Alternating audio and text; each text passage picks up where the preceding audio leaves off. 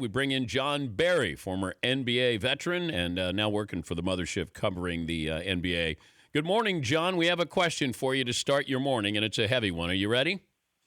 Let's do it, Dan. All right. You can start your team with Steve Nash, Jason Kidd, John Stockton. Ooh, that's tough. Man, I think I'd go with Nash. How come? I think the best scorer of the three, and in today's game, if you're a point guard, you better be able to score. And, just a phenomenal passer. And basically, he was the system of Mike D'Antoni, who's now James Harden. But he was the first guy to do it. And I always wanted to play in Phoenix. I would have paid them to play in Phoenix, which I did in a few of my stops. I think I had. But speaking of Nash and D'Antoni, how much of this MVP, if James Harden wins, is going to be attributed to Mike D'Antoni's coaching style, his system? Well, a lot. I mean, look at Jeremy Lin. Look at the money he's making now. If he never played for Mike D'Antoni, Jeremy Lin's maybe not in the NBA. I mean, he got an opportunity in a perfect system. Mike D'Antoni's really revolutionized the game. I mean, it's a completely different game, and a lot of that is the way Mike D'Antoni played, way back in those Phoenix years with Nash and Stoudemire and Marion, and it's changed the game. No doubt about it. Why didn't it work in New York? Personnel. I mean, they had no players, and at the time they hired him, they were breaking down the team. They had a bunch of bad salaries. Donnie Walsh was clearing out guys, and he had no opportunity. He had no players. I mean, that's basically the bottom line. The guy can coach offense as good as anybody we've ever seen. But again, you can't have a three-legged horse and win the Derby. What concerns you the most about the Cavaliers' recent month here of ineptitude? Nothing much. I mean, look, as long as I have Love, Irving, and LeBron healthy going in, they're still the team that's going to come out of the East.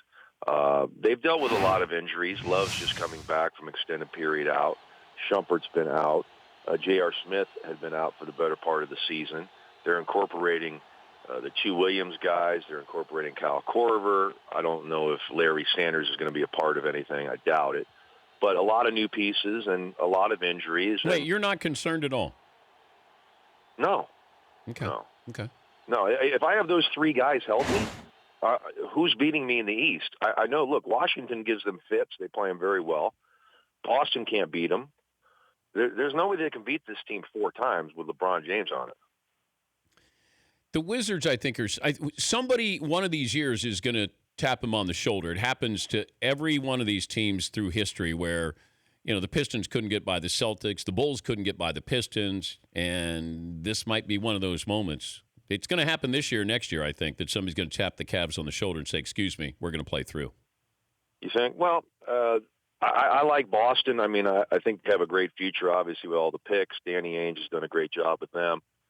They still need another guy. They brought in Horford. Horford, to me, has got to be your third best player to win. Right now, he's their second. And I like Wall. I mean, I love Wall and Beal. John Wall, no one's talking about the kind of year he's having. Yep. He's been – and he gives Cleveland fits. The point guard position for Cleveland, Kyrie is an offensive stud. He's one of the best in the league. But defensively, point guards can hurt them, and John Wall really does hurt them. He's John Barry from the Mothership joining us, Dan Patrick Show. The Warriors are how much different without Kevin Durant in the lineup, and is that a good thing of how good they are without him? Well, they don't play differently, but they're not nearly as good. Because if you take Durant out of the lineup, think about you don't have Harrison Barnes, you don't have Andrew Bogut from last year's team. Your bench is not quite as strong, although Iguodala is playing probably better this year than he played last. But you're a completely different team. But everybody panicked. They lost, I think, 3 in a row the 1 week and 3 out of 6. And, it takes time to adjust to taking 25 points out of your lineup. I mean, try that anywhere around the league, and those teams aren't winning at all. But this team still has Steph Curry, still has Klay Thompson, and a heck of a system, a heck of a coach. So they're a different team, but they don't really play different. They don't call a lot of plays. Even with Kevin Durant on the floor, they play. They just play basketball. They share it. And whoever's got it going's got it going. There's not a lot of calls that Steve Kerr makes and says, I want the ball over here right now. Wait, how does that work, John? How does that work when Steph brings the ball up the floor, and let's say Durant's out there? How do they decide where they're going with the ball and who's going to take the shot or how long they wait to take a shot? Yeah, see, I don't think they do. There's certain play calls maybe in need situations, but for the better part of the game, they're just playing. And they don't know if it's going to be Clay, Steph, or Durant, or Green takes a shot, or Pachulia does something. They'll post Pachulia just to get a shot for somebody on the weak side. I mean, it's all deception. It's moving the basketball from side to side. I mean, it is so much fun to watch them when they play offense. The way they move the ball, the unselfishness. I mean, they play the right way, and it's really refreshing to watch. I love watching them play. All right, how do we sort out this MVP race? And with what Westbrook has done and what Houston has done as a team with James Harden? I'd like to know where you stand on that. I don't know what I'm going to do with my vote. If Russell Westbrook averages a triple-double, we haven't seen that done in 56 years, and it'd be the second time in the history of the league. So obviously, something has to be said for that. What James Harden is doing also with his team, where they've gone, his numbers, I think he's around 20 triple-doubles, amazing as well. I think LeBron James is playing arguably the best basketball he's ever played. Career-high assists, career-high rebounds. He's kind of got the Michael Jordan syndrome where we say we know he's the best player. We're not going to vote for him MVP every year. So he's in it. Kawhi Leonard quietly is in it too. But I think it comes down to James and Russell. And it's going to be very difficult. But, you know, the year that Oscar averaged that, he finished third in the MVP voting. I think we just came up with a new nickname for Kawhi Leonard. It's Quiet Leonard. Quiet Leonard? Yeah. Don't hear much. He does it very quietly. Yeah, he doesn't say much. He just goes out. He's sort of like, I bet they all learned from Tim Duncan, who learned from Greg Popovich. Yeah. It's like, you know what? Who cares about those awards? Let's win titles. I'll tell you who I think is going to win, and that is James Harden. I have to look at a team that's based on last year to this year. What are they, 26 games over 500? I have to factor that in. He's been unbelievable for a team that has a better record. I know I'm going to hold this against Westbrook, that Durant's not there. But if Durant is there, he's not averaging these numbers. They're a better team, and he wouldn't be singled out as this great player. I love watching him. I'm fascinated with what he does. But James Harden is going to be the MVP this year.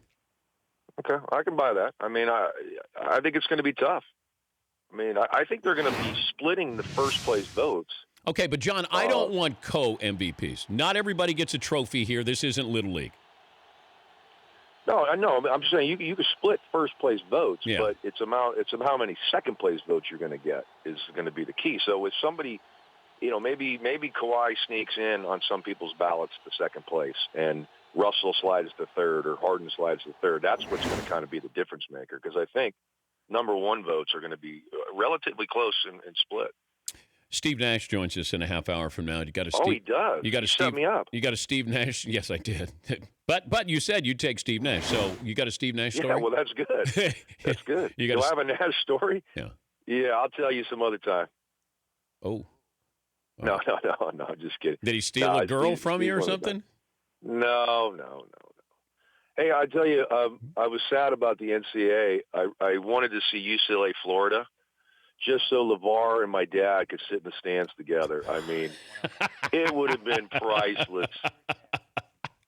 I mean, you talk about reality show right there. I mean, it would have been unbelievable. E Network would have been there. It would have been awesome. Now, John's dad is Rick Barry, one of the greats to ever play the game, Hall of Famer, one of the 50 greatest, and his son, Canyon, plays for Florida. And if your dad played LaVar Ball one-on-one, who's winning?